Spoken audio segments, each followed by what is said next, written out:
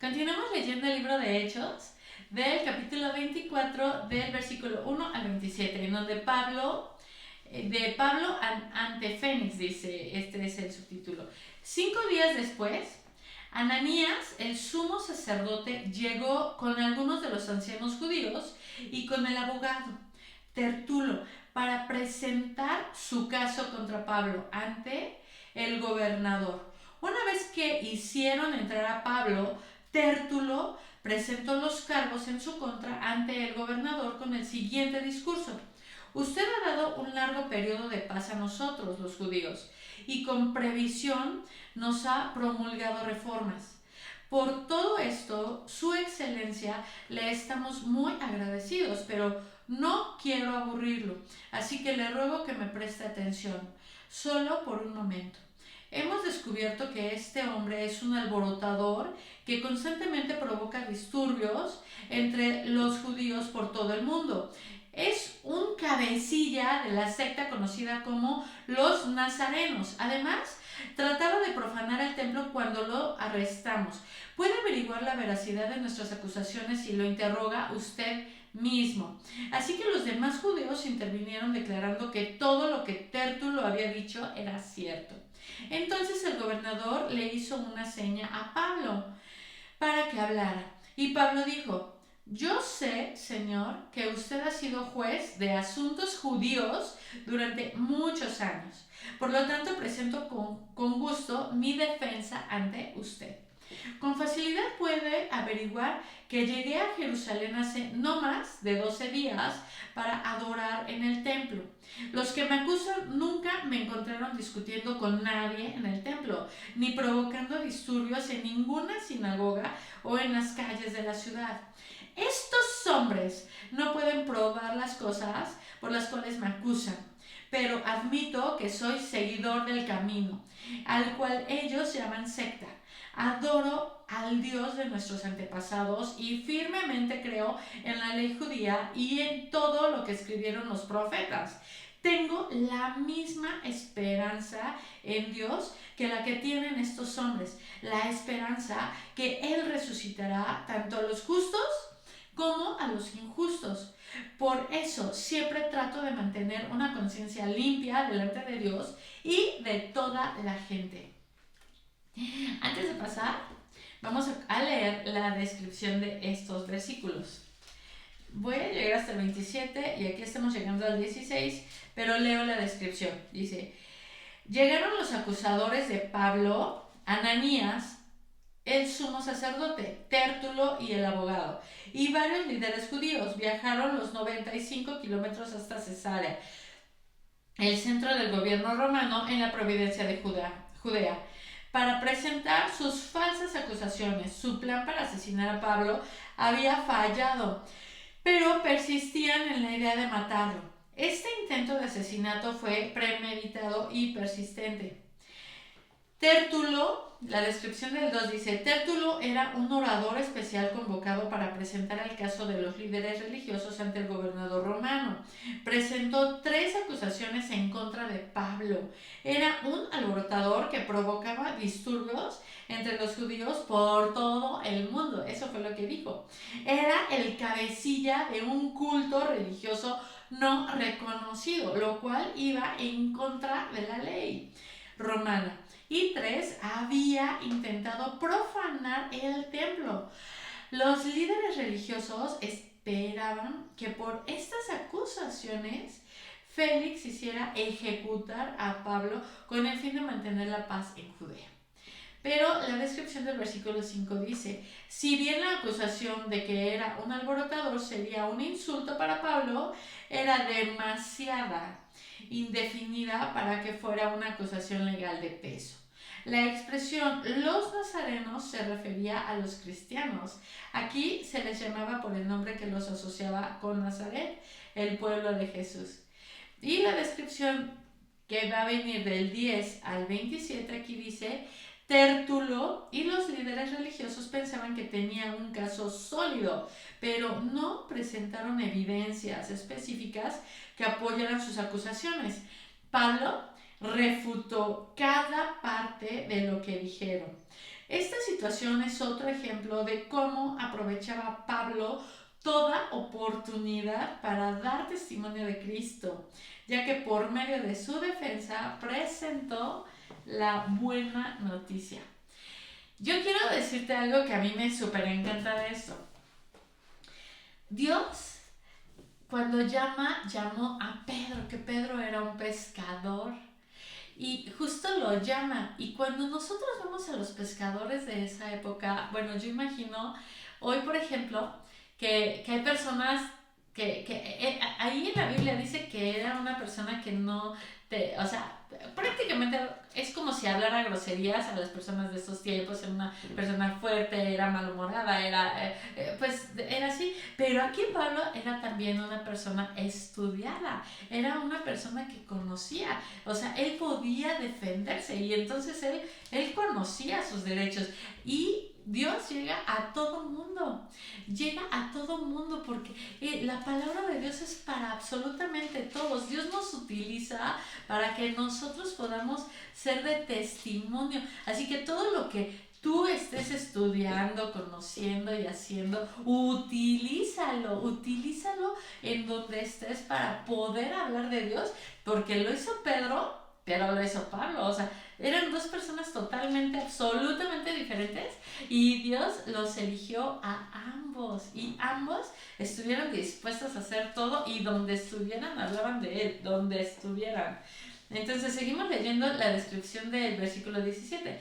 Después de estar ausente varios años, regresé a Jerusalén con dinero para ayudar a mi pueblo y para ofrecer sacrificios a Dios. Los que me acusan me vieron en el templo mientras yo terminaba una ceremonia de purificación. No había ninguna multitud a mi alrededor ni ningún disturbio, pero algunos judíos de la provincia de Asia estaban allí y ellos deberían estar aquí para presentar cargos si es que tienen algo contra mí. Pregúnteles a estos hombres que están aquí de qué crimen me encontró culpable el Concilio Supremo Judío, excepto por una sola vez que grité: hoy se me juzga ante ustedes porque creo en la resurrección de los muertos. Del versículo 22 dice: en ese momento Félix, quien estaba bastante familiarizado con el camino, levantó la sesión y dijo: esperen hasta que llegue Lisías, el comandante de la guarnición. Entonces tomaré una decisión sobre el caso. Le ordenó a un oficial que mantuviera a Pablo bajo custodia, pero le diera ciertas libertades y permitiera que sus amigos lo visitaran y se encargaran de sus necesidades. Unos días después, Félix regresó con su esposa, Drusila, quien era judía. Mandó llamar a Pablo y lo escucharon mientras les habló acerca de la fe en Cristo Jesús. Al razonar Pablo con ellos acerca de la justicia, el control propio y el día del juicio que vendrá, Félix se llenó de miedo. Vete por ahora, le dijo. Cuando sea más conveniente volveré a llamarte. También esperaba que Pablo lo sobornara, de modo que lo mandaba llamar muy a menudo y hablaba con él. Pasaron 2 años así y Félix fue sucedido por Porcio Festo, y como Félix quería ganarse la aceptación del pueblo judío, dejó a Pablo en prisión. Vamos a leer porque es del 1 hasta el 27, hasta aquí llegamos, pero leemos estas descripciones, por supuesto, donde dice: Félix tenía 6 años de ser gobernador y ya sabía acerca de los del camino. Este movimiento, que desde su comienzo involucró a miles de personas, sin duda era un tema de conversación entre los líderes romanos. El estilo de vida pacífico de los cristianos ya les habría demostrado a los romanos que no eran personas que iban por el mundo fomentando disturbios. Del versículo 25 dice: Félix, al igual que Herodes Antipas, en Marcos 6, 17 a 18, había tomado para sí la mujer de otro hombre. Las palabras de Pablo le parecieron interesantes hasta que se enfocaron en el tema de la justicia, el control propio y el día del juicio que vendrá. La conversación de Pablo con Félix tocó temas muy personales y el gobernador se llenó de miedo. Muchas personas estarán dispuestas a hablar con usted acerca de la buena noticia, siempre y cuando no las haga sentir incómodas. Pero cuando desafía su manera de vivir, la reacción de algunos será rechazarla o huir. La buena noticia no es un conjunto de ideas y principios solo para pensar y discutir. Trata del poder de Dios para transformar la vida de las personas. Si alguien rechaza su testimonio o huye de él, usted ciertamente ha presentado la buena noticia con un mensaje personal. Y la descripción del versículo 27 dice: los judíos eran la población mayoritaria de la provincia de Judea y los líderes políticos romanos les interesaba mantenerlos contentos para mantener la paz. Pablo parecía incitar problemas entre los judíos donde quiera que iba, de modo que Félix lo mantuvo preso 2 años y así logró terminar en buenos términos con los judíos cuando dejó de ser gobernador. Además, también esperaba que Pablo le pagara un soborno a cambio de su libertad. Félix fue destituido de su cargo y enviado de regreso a Roma. Poncio Festo lo reemplazó a finales del año 59, a principios del 60 después de Cristo. Fue más justo que Félix y cuando asumió su cargo enseguida ordenó que se reanudara el juicio a Pablo. Y la última descripción dice: Dios le había prometido a Pablo que predicaría el evangelio en Roma. 23. Pero el gran apóstol primero tuvo que pasar 2 años en Cesarea, soportando que Félix se negara a decidir su destino. Además de este tiempo en la cárcel, Pablo experimentó otros largos periodos durante los cuales no pudo hacer más que confiar en Dios y esperar que Dios actuara. ¿Qué hace usted cuando le toca esperar en Dios? ¿Se vuelve ansioso? ¿Se enoja? ¿Se desalienta? Pocas cosas ponen a prueba nuestra paciencia y fe, como tener que esperar.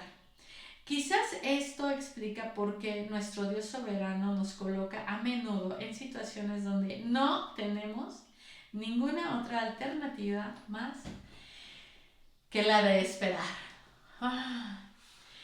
Justo acabo de hacer un video en donde hablo, ¿qué es lo que necesitas? Paciencia. Para poder poner un negocio, ¿qué necesitas? Paciencia. Tienes que esperar. Entonces, cuando Dios nos muestra algo que tenemos que hacer, como aquí, Dios le dijo a Pablo que él iba a ir a predicar a Roma, pero ¿qué es lo que hizo? Lo detuvo bastante tiempo y él tuvo que tener paciencia. ¿Qué es lo que pasa por tu cabeza cuando esto pasa? Bueno, pues vamos a tener que esperar, vamos a tener que aceptar que finalmente Dios tiene el control de absolutamente todo. A veces yo creo que Pablo no entendía muchas veces todo esto que a él estaba viviendo, pero en alguna ocasión yo escuché un estudio en donde Pablo, por ejemplo, ellos decían, Pablo creía en algún momento, o por no sé, que él estaba perdiendo el tiempo aquí, pero si ustedes se dan cuenta aquí, Félix sí lo retuvo, pero le daba permiso de que lo visitaran sus amigos, de que se entreviera. Él estuvo predicando la palabra mientras estuvo preso, mientras lo estaban enseñando. Imagínate a cuánta gente les estuvo hablando, a los soldados, a Félix, a la gente que llegaba, porque él tenía un recorrido. Y aparte de esto, él hizo estas cartas que hoy estamos leyendo. Hubo muchas cartas aquí que nosotros conocemos esto porque Pablo lo escribió. Él era un hombre estudiado y Pablo, pudo llegar delante de estas grandes autoridades en Roma porque él era un hombre estudiado. Así que tú no quiere decir que porque, o sea, las personas estudiar de Dios, estudiar la Biblia, llenarte de Él, tener conocimiento es maravilloso, porque es la manera correcta donde Dios nos va a utilizar para que lleguemos con las personas que justo necesitan de Él. En tu entorno, en tu lugar, en tu ubicación, ahí en tu localidad. Así que pues vamos a orar para que Dios nos siga ayudando para seguir haciendo lo que Él quiere que hagamos cada día de nuestra vida hasta que Él regrese con nosotros. Señor, yo te doy gracias por tu palabra, por la vida de Pablo, Señor, porque aquí estamos viendo cómo muchas veces nosotros, Señor, nos sentimos acusados, defraudados, creemos que están levantando blasfemias en contra de nosotros, que nos están juzgando, nos están diciendo cosas, Señor, pero tú, Señor, siempre estás al control de todo, siempre tú sabes cuáles son tus tiempos perfectos. Cuando creemos, Señor, que ya no estamos haciendo nada, que necesitamos, Señor, actividad, que sentimos que estamos perdiendo el tiempo en un lugar donde tú nos tienes detenidos, Señor, justo tú estás actuando. Ayúdanos, Señor, a recordar tu palabra, a recordar que tus tiempos son perfectos, a recordar que tú eres donde tú nos pones, donde quieres que estemos, en el lugar en donde quieres que estemos, Dios. Yo te suplico en el nombre de Jesús que tú nos bendigas, Señor, que tú nos des sabiduría, que tú nos ayudes, Señor, a hablar cuando tengamos que hablar, a no quedarnos calladas y que no permitas que nadie nos calle, Señor, cuando tengamos que hablar de ti, de tu palabra. Señor, te lo ruego, te lo suplico en el nombre de Cristo Jesús. Amén. Dios, gracias. Pues te mando un fuerte abrazo. Yo te doy gracias por acompañarme a leer la palabra de Dios. De verdad que me emociona mucho hacerlo. Y si la estás viendo y me permites leerla para ti, de verdad te doy gracias. Gracias por este tiempo precioso con el que hemos podido compartir juntos para estar escuchando a Dios. Te mando un abrazo enorme. Esperemos pronto podamos vernos, si no es en esta vida, en la vida eterna. Confiamos en esto, confiamos en que vamos a poder compartir mucho tiempo después, ¿no? Todo lo que hemos aprendido de Dios y sigamos llenando nuestro cerebro de esta dopamina que nos genera leer la palabra de Dios, esta felicidad que es indescriptible, pero que se siente.